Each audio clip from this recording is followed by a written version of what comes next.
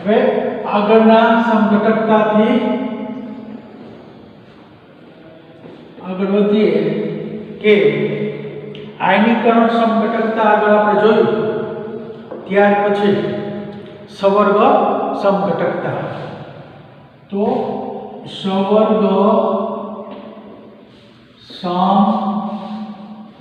સમઘટકતા, તો સવર્ગ સમઘટકતા આપણે કોને કહેવાય કે જ્યારે સવર્ગ સંયોજનની અંદર જુદી જુદી ધાતુ આયન ધરાવતા ધન વિસ્ભારિત અને ઋણ વિસ્ભારિત સંકીર્ણમાં લિગેન્ડની હેરાફેરી થઈ અને આંતરિક ફેરફાર થાય એને સવર્ગ સમઘટકતા.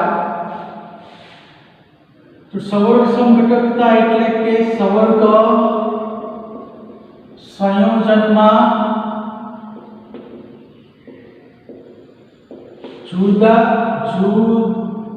જુદી જુદી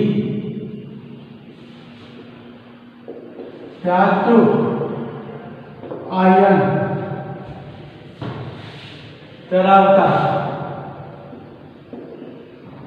જુદી જુદી ધાતુ આયન ધરાવતા ધન વિસ્ભારિત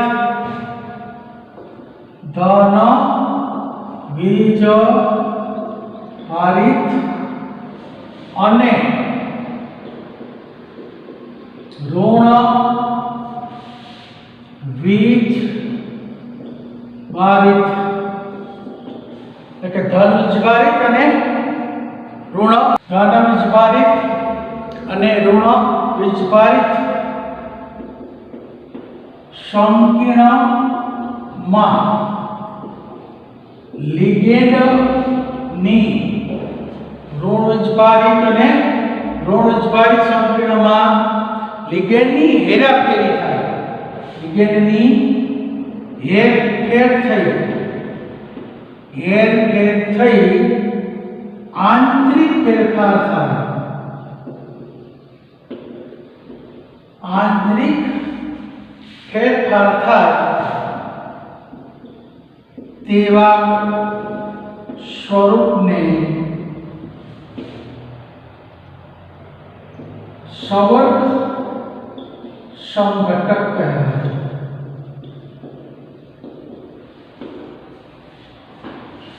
દાખલા તરીકે આપણે જોઈએ કે CO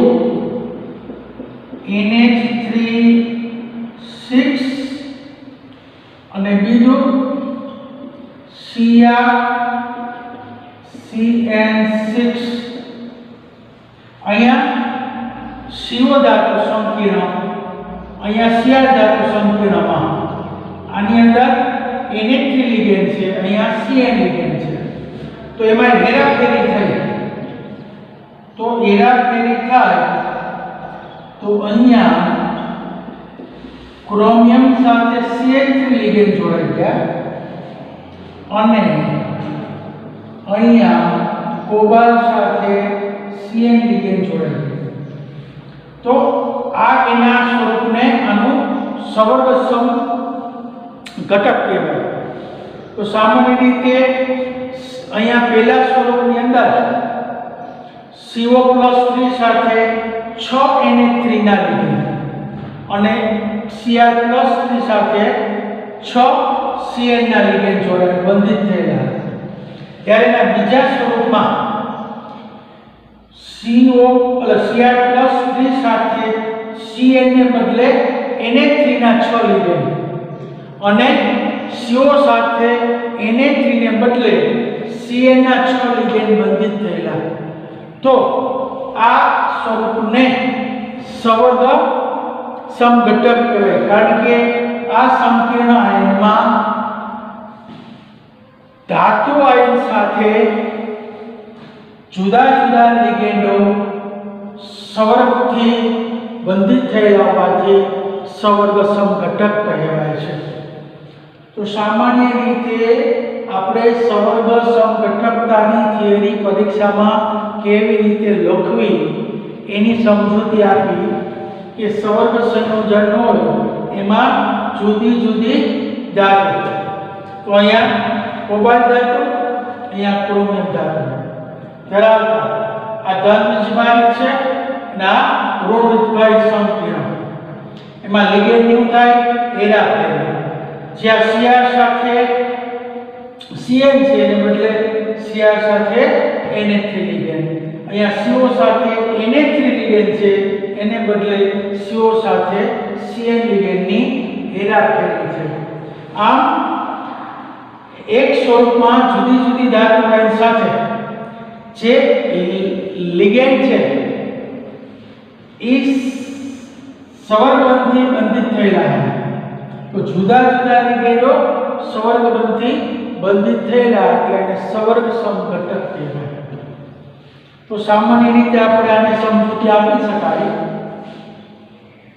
કે અહીંયા જો આપણે કે અહીંયા CO+3 ધાતુ સાથે 6 NH3 ધાતુ આયન સાથે 6 NH3 અને Cr+3 ધાતુ આયન સાથે 6 Cn લિગેન્ડ બંધિત થયેલા છે એટલે પહેલું સ્વરૂપ છે આપણે જોયું કે પહેલા સ્વરૂપમાં શું જોયું કે CO+3 સાથે 6 NH3 ના અને Cr+3 સાથે 6 Cn લિગેન્ડ જોડાયેલા છે જ્યારે એના બીજા સ્વરૂપમાં એનું આપણે જોયું બીજું સ્વરૂપ બીજા સ્વરૂપમાં CO+3 સાથે 6 Cn- એટલે અહીંયા CO+3 સાથે NH3 હતા એને બદલે હેરફેર થઈને Cn- અને Cr+3 સાથે 6 NH3 ના લિગેન્ડ બંધિત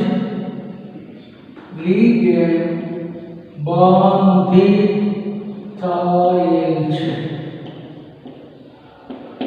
આમ ધાતુ બંને સંકીર્ણમાં ધાતુ આયન સાથે જુદા જુદા લિગેન્ડો સંવર્ગ થયેલા હોવાથી એને સંવર્ગ બંધિત અથવા સંવર્ગ સમઘટકતા કહે છે એટલે તમારે સામાન્ય રીતે આવા ઉદાહરણ વડે તમે આની સમઘટકતા સમજાવી શકો એટલે પરીક્ષામાં તમને પૂછે કે સંવર્ગ સમઘટકતા સમજાવો તો સામાન્ય રીતે એમ કહેવાનું કે આ પ્રકારની સમઘટકતા જુદા જુદા ધાતુ આયન ધરાવતા ધન વીજભારિત અને ઋણ વીજભારિત સંકીર્ણમાં લિગેન્ડની હેરાફેરી થઈ અને સંવર્ગ બંધિતથી જોડાય તો એને સંવર્ગ સમઘટક કહેવાય CO+3 સાથે NH3 અને Cr+3 સાથે Cn લિગેન્ડ છે એનું બીજું સ્વરૂપ છે એમાં હેરાફેરી થાય કે CO+3 સાથે Cn- અને Cr+3 સાથે NH3 ના લિગેન્ડ બંધિત થાય છે તો આ રીતે બંને સંકીર્ણો એકબીજાના સંવર્ગ સમઘટકો બને એટલે સંવર્ગ સમઘટક એટલે કે સંકીર્ણમાં धातु आयन साथे जुदा जुदा लिगेंडो संवर्ग બંધિત થયેલા હોવાથી સંવર્ગ સમઘટક બને છે।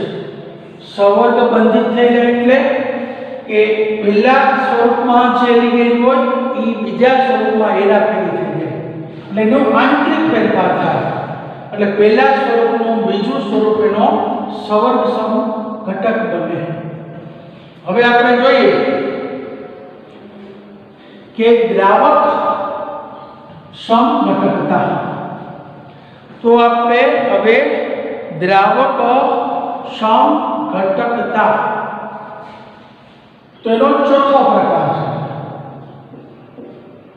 ચાલો દ્રાવક સમઘટકતા આગળ આપણે સમજ્યા તો આગળ જે આપણે સમજૂતી આપી આગળ વિગતવાર તો હવે આપણે આને પરીક્ષામાં કેવી રીતે લખવું तो पहला તમારે કહેવાનું કે દ્રાવક સમઘટકતા એ આ સમઘટકતા એવા સંકેતમાં જોવા મળે કે પાણીના અણુ દ્રાવક તરીકે રહેલા હોય એટલે કે આ સમઘટકતામાં દ્રાવકના એટલે કે પાણીના અણુ દ્રાવક તરીકે રહેલા હોય એવા સંકેતમાં आ समघटकता जोवा मळे। तो द्रावक समघटकता ज्यारे पाणीना अणु द्रावक तरीके रहेला होय तो पाणी पोते ज द्रावक तरीके रहेलो होय त्यारे आ प्रकारनी समघटकता जोवा मळे के ज्यारे पाणी ना अणु द्रावक तरीके पाणीना अणु द्रावक तरीके रहेला होय तेवा संकीर्णमां अथवा संवर्ग संयोजकमां आ प्रकारनी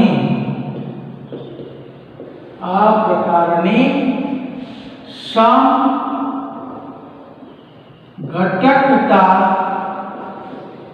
जोवा मळे छे।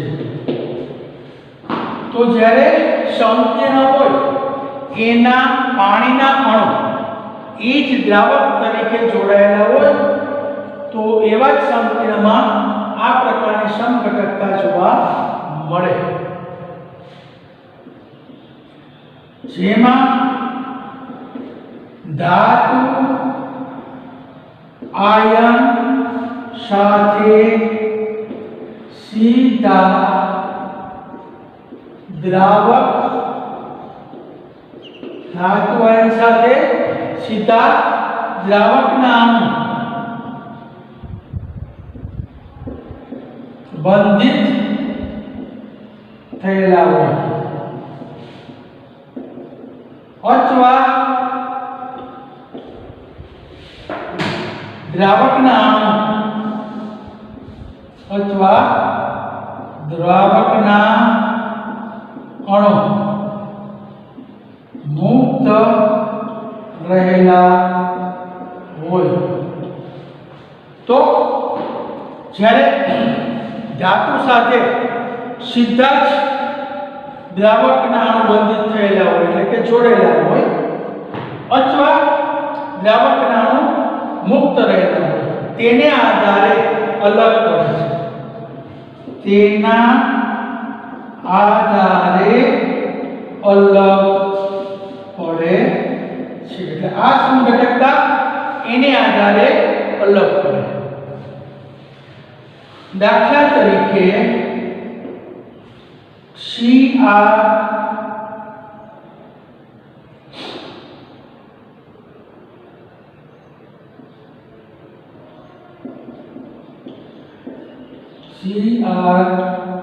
CrH2O6 Cl3 અહીંયા Cr+3 સાથે ધાતુ આયન સાથે 6 NH3 ના 6 H2O ના પાણીના દ્રાવકના અણુ સીધા જોડાયેલા હોય અથવા મુક્ત અણુ તરીકે પણ જોવા મળે. તો અહીંયા એક પાણીનો અણુ મુક્ત હોય. તો આ રીતે બે ઘટકો એકબીજાથી અલગ પડે તો આને દ્રાવક મિશ્રણ સમઘટક કહેવાય. દ્રાવક મિશ્રણ સમઘટક. દ્રાવક મિશ્રણ સમઘટકમાં પાણી એક દ્રાવક તરીકે હોય તો જ આ સમઘટકતા ઉદ્ભવે, જેમાં દ્રાવકના અણુ સીધા જ ધાતુ આયન સાથે જોડાયેલા હોય અથવા કેટલાક પાણીના અણુ મુક્ત તરીકે રહેલા હોય. આ રીતે એકબીજાથી અલગ પડે જે એકબીજાના દ્રાવક મિશ્રણ સમઘટકો કહેવાય. આનો રંગ છે આના કરતા જુદો છે, એટલે બે ઘટકોના રંગ પણ જુદા હોય. દાખલા તરીકે આનો રંગ જાંબલી છે તો આનો ભૂખરો લીલો, એટલે આ એકબીજાના સમઘટકો બને છે. તો સામાન્ય રીતે આપણે સમઘટકમાં બંધારણીય સમઘટકતા પરીક્ષામાં 4 માર્ક્સમાં એક થિયરી પૂછાય તો એના પહેલા 4 પ્રકાર દર્શાવવાના. પહેલો પ્રકાર મેં તમને સમજાવ્યો કે બંધનીય સમઘટકતા, એની અંદર બે જુદા જુદા લિગેન્ડ, એમાં એક લિગેન્ડ છે HCl અને બીજો લિગેન્ડ છે NO2, જેને એમ્બિડેન્ટેડ લિગેન્ડ કહેવાય. કારણ કે એમાં HCl માં સલ્ફર અને નાઇટ્રોજન બે દાતા પરમાણુ છે, એટલે બે પ્રકારના સમઘટકો જોવા મળે. NO2 માં એક નાઇટ્રોજન અને બીજો ઓક્સિજન, એને કારણે બે સમઘટકતા જોવા મળે. એટલે NO2 નાઇટ્રોજન સીધો જ જોડાય અને ઓક્સિજન ધાતુ સાથે સીધો જ જોડાય તો બે સમઘટકો મળે છે. કારણ કે જોર્ગસને આ પ્રકારની વર્તુળાક સંકીર્ણમાં જોવા મળે છે એવું દર્શાવ્યું. તો હવે આપણે આયનીકરણ સમઘટકતા કીધી. તો આયનીકરણ સમઘટકતા કોને કીધી કે આપણે જોયું કે આયનીકરણ સમઘટકતામાં કે સંકીર્ણની અંદર જે પ્રતિઆયન છે એ લિગેન્ડ તરીકે સક્ષમ હોય, જે કૌંસની અંદર લિગેન્ડનું વિસ્થાપન કરી અને તેને પ્રતિઆયન બનાવે. તો આવા જે સમઘટકો મળે એને આયનીકરણ સમઘટકતા કહેવાય. જે આયનીકરણ સમઘટકો બને. આપણે આગળ જોયું કે SO4 હતો એ લિગેન્ડ અને Br હતો પ્રતિઆયન. તો Br છે SO4 નું વિસ્થાપન કર્યું અને Br લિગેન્ડ તરીકે જોયો અને SO4 એ એક પ્રતિઆયન બન્યું. તો આવી રીતે આયનીકરણ સમઘટકતા. બીજો પ્રકાર આપણે આપ્યો સવર્ગ સમઘટકતા. એમાં જુદી જુદી ધાતુ આયન ધરાવતા એક ધન સંકીર્ણ અને બીજો ઋણ સંકીર્ણ, એમાં લિગેન્ડની હેરાફેરી થઈ આંતરિક ફેરફાર થાય તો એને સવર્ગ સમઘટકો કહેવાય. કારણ કે ધાતુ આયન સાથે પહેલા સ્વરૂપમાં અને બીજા સ્વરૂપમાં જુદા જુદા લિગેન્ડો સવર્ગ બંધિત થયેલા હોવાથી, સવર્ગથી બંધિત થયેલા હોવાથી અથવા સવર્ગ બંધથી બંધિત થયેલા હોવાથી એને સવર્ગ બંધિત સમઘટકતા કહેવાય. અને છેલ્લે આપણે જોઈએ તો કે દ્રાવક મિશ્રણ સમઘટકતા। તો આ પ્રકારની સમઘટકતા જ્યારે પાણીના અણુ દ્રાવક તરીકે રહેલા હોય ત્યારે આ સમઘટકતા ઉદ્ભવે। હવે અહીંયા કેટલાક સંપીડનમાં ધાતુ સાથે સીધા જ દ્રાવકના અણુ જોડાયેલા હોય અથવા કેટલાક દ્રાવકના અણુ મુક્ત હોય, તે રીતે એકબીજાથી અલગ પડે એટલે એવાને દ્રાવક મિશ્રણ સમઘટકતા કહેવાય।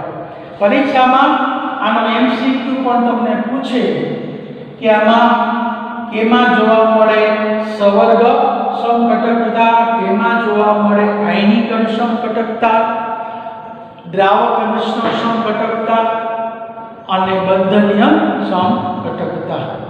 તો આ એક સમઘટકતાનો પ્રશ્ન।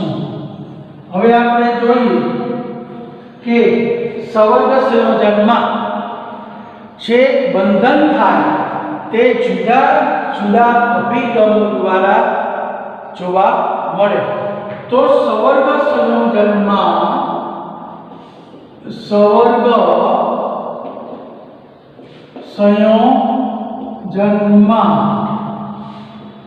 બંધનના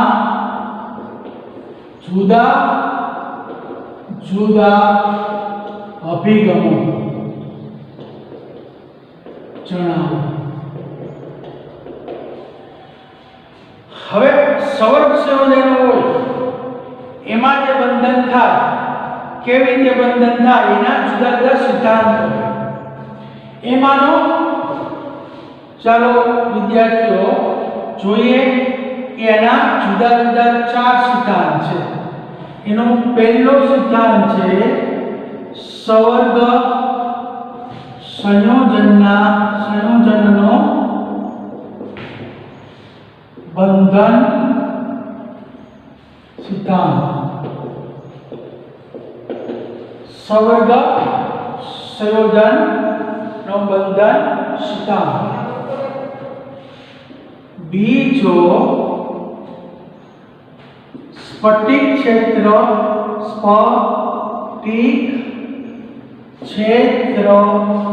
સિદ્ધાંત થિયરી। આમાં VDT વેલેન્સ બોન્ડ થિયરી સવર્ગ બંધન સિદ્ધાંત। ત્રીજો સ્ફટિક ક્ષેત્ર સિદ્ધાંત, તેને કહેવાય CFT એટલે કે ક્રિસ્ટલ ફિલ્ડ થિયરી। ત્રીજું લિગેન્ડ ક્ષેત્ર સિદ્ધાંત, એને LFT લિગેન્ડ ફિલ્ડ થિયરી તરીકે ઓળખાય। અને ચોથો આણ્વીય કક્ષક સિદ્ધાંત, એને કહેવાય molecular orbital theory MOT theory. એટલે સવર્ગ બંધનના જુદા જુદા અભિગમોના અભ્યાસ પરથી સવર્ગ સંયોજનના બંધન સિદ્ધાંત સમજાવી શકાય। તો સવર્ગ સંયોજનનો બંધન સિદ્ધાંત દ્વારા અથવા સ્ફટિક ક્ષેત્ર સિદ્ધાંત દ્વારા અથવા લિગેન્ડ ક્ષેત્ર સિદ્ધાંત દ્વારા અથવા આણ્વીય કક્ષક સિદ્ધાંત દ્વારા આપણે બંધન સિદ્ધાંતનો અભિગમ સમજાવી શકાય। તો જુદા જુદા આ 4 અભિગમો છે। એમાંથી સવર્ગ સંયોજનનો બંધન સિદ્ધાંત અને સ્ફટિક ક્ષેત્ર સિદ્ધાંતનો જ ઉપયોગ કરવામાં આવે છે। તો હવે આપણે આવા બે સિદ્ધાંતનો ઉપયોગ કરીએ.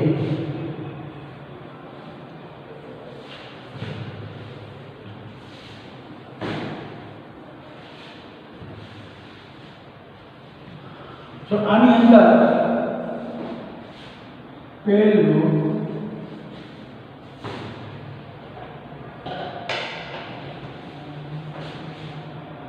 સવર્ગ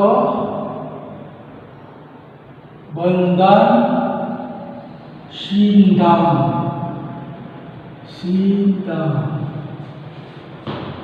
VBT થિયરી.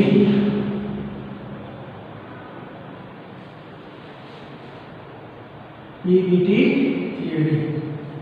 તો આમાં સવર્ગ સંયોજકમાં ધાતુ પરમાણુ જુદા એટલે કે ધાતુ પરમાણુની લિગેન્ડ અસર હેઠળ n-1 એટલે કે સવર્ગ સંયોજનમાં ધાતુ આયનની જુદી જુદી કક્ષકો ધાતુની જુદી જુદી કક્ષકો n-1b ns np n-1d એટલે 3d 4s 4p એટલે અહીંયા 3d 4s 4p અથવા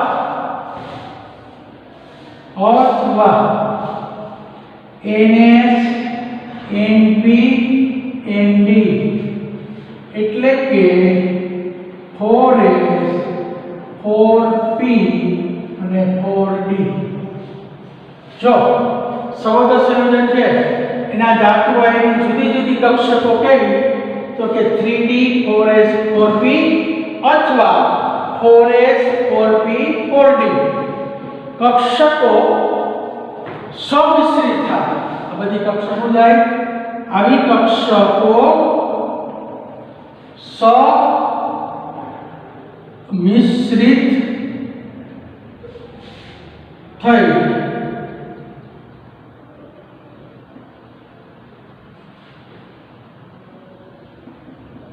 સમાન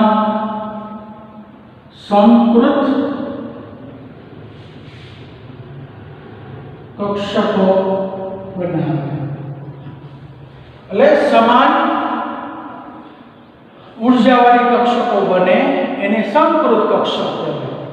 એટલે સમિશ્રિત થઈ સમાન સંકૃત કક્ષકો બનાવે કે જે ઇલેક્ટ્રોન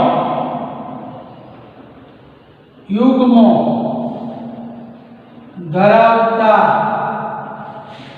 લિગેન્ડ સાથે જે ઇલેક્ટ્રોન યુગ્મો હોય ને ધરાવતા લિગેન્ડ સાથે સમિશ્રિત થાય મિશ્રણ થયું. કારણ કે જ્યારે n3d 4s 4p અથવા 4s 4p 4d એવી કક્ષકો છે એકબીજા સાથે મિશ્રણ થાય સમાન ઉર્જાવાળી કક્ષકો બને જેને સંકૃત કક્ષકો કહેવાય.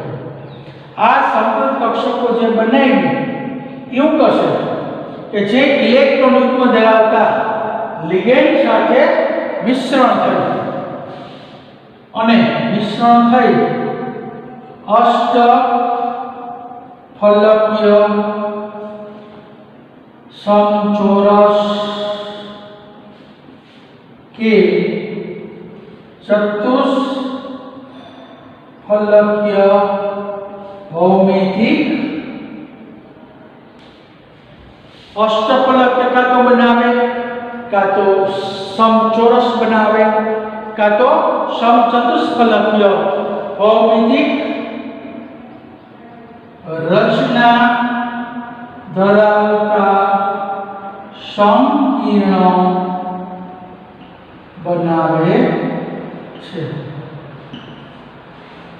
એટલે ખાસ આ જોવાનું સંવર્ગ બંધનનો સિદ્ધાંત કહે છે કે સંવર્ગ સંયોજનની અંદર જે ધાતુ આવેલી હોય એની કાં તો 3D કક્ષક 4s કક્ષક અને 4p કક્ષક એને અંદરની કક્ષક કહેવાય અથવા 4s 4p અને બહારની 4D કક્ષક નું સંમિશ્રણ થાય અને સમાન ઉર્જાવાળા જે કક્ષક બને એ સંકૃત કક્ષકો બનાવે અને આ સંકૃત કક્ષક શું કરશે કે લિગેન્ડ પાસે જે ઇલેક્ટ્રોન યુગ્મ હોય એની સાથે મિશ્રિત થાય અને જુદી જુદી ભૌમિતિક રચના ધરાવતા સંકીર્ણ સંયોજનો બનાવે છે એટલે આ એનો સિદ્ધાંત છે કે સંકીર્ણ સંયોજન કઈ રીતે બનાવે તો હવે આપણે જોઈએ કે સંકીર્ણ સંયોજનો બનાવે તો એના માટે સમકરણ તો આપણે હવે એના જુદા જુદા સમકરણો આપણે જોઈએ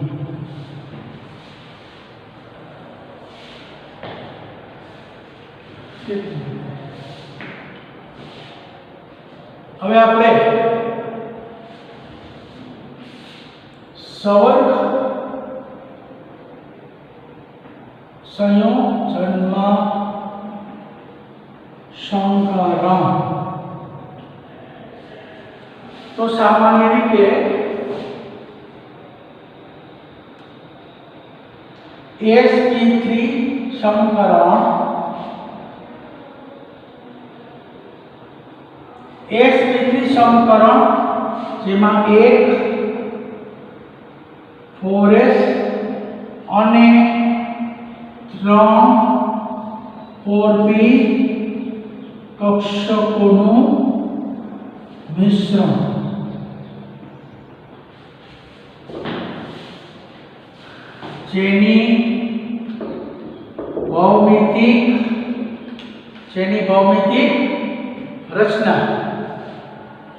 જેની ભૌમિતિક રચના સમ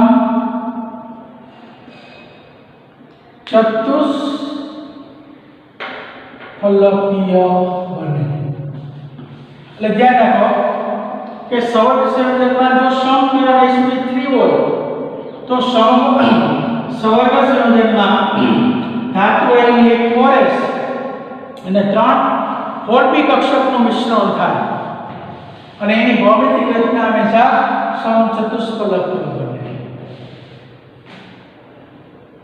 હવે બીજું dsp2 તો dsp2 સમકરણ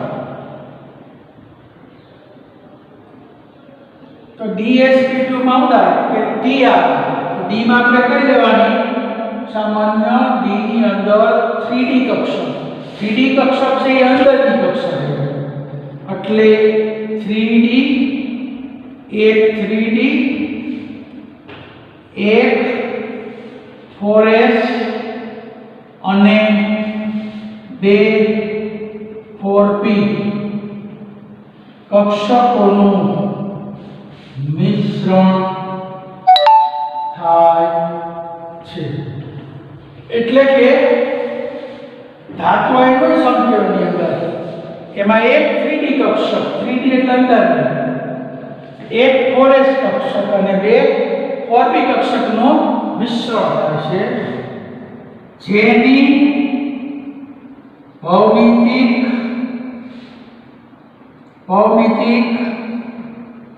રચના સમતલીય સમચોરસ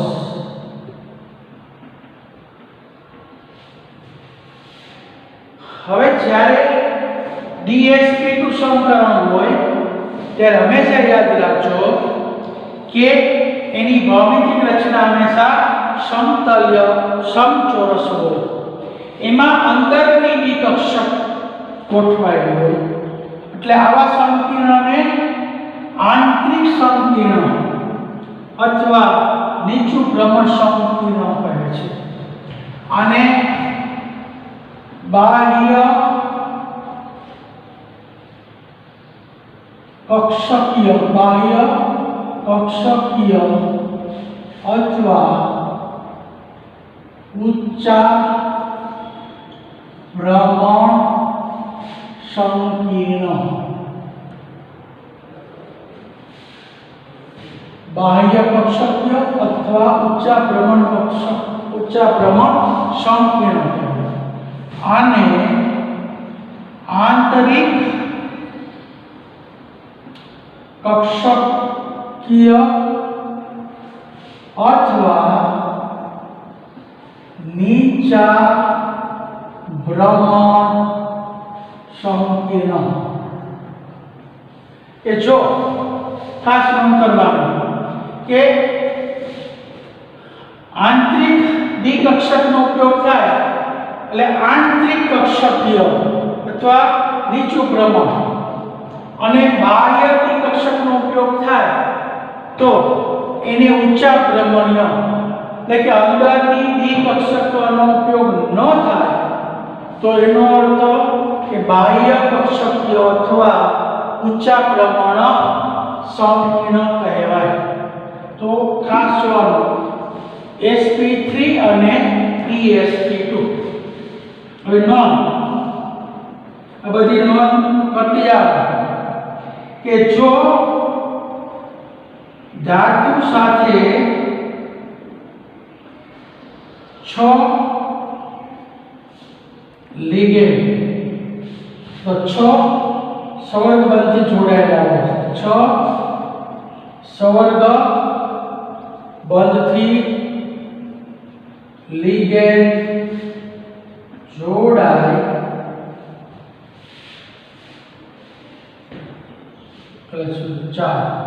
ચાર સંબંધથી લિગેન્ડ જોડાય ત્યારે sp3 અથવા dsp2 સંકરણ રચે. જો ધાતુ સાથે એટલે કે ચાર સંબંધથી લિગેન્ડ જોડાય ત્યારે sp3 અથવા dsp2. sp3 માં 4 કક્ષક આવી, એમાં 1s અને 3p એટલે ટોટલ 4 કક્ષક. dsp2 માં પણ 4 કક્ષક આવ્યો, 1d 1s અને 2p એટલે કુલ 4 કક્ષકનો ઉપયોગ થયો. જ્યારે 4 કક્ષકનો ઉપયોગ થાય ત્યારે કાં તો sp3 સંકરણ હોય અને કાં તો dsp2. હવે sp3 ક્યારે બનશે, dsp2 ક્યારે બને એ આના પછી આગળની થિયરીમાં આપણે જોવામાં આવશે.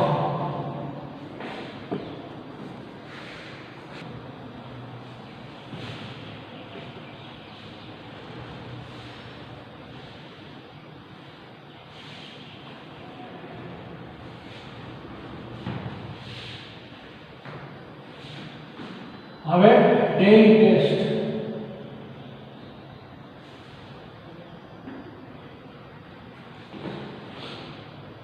એમાં પહેલો પ્રશ્ન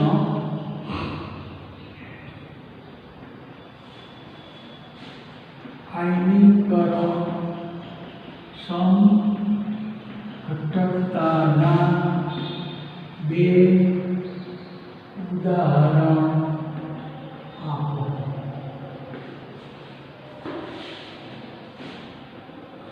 બીજું કે CO Na3 6 અને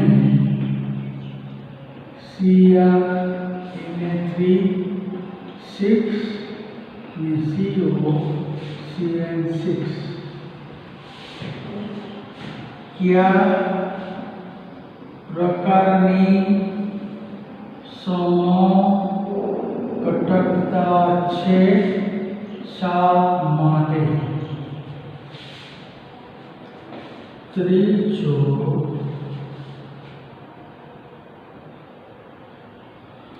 દ્રાવક મિશ્રણ સંઘટકતા ક્યારે જોવા મળે છે? ચોથો સીસ પીટી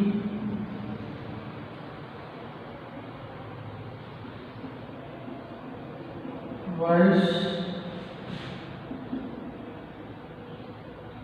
માં કઈ સંઘટકતા છે?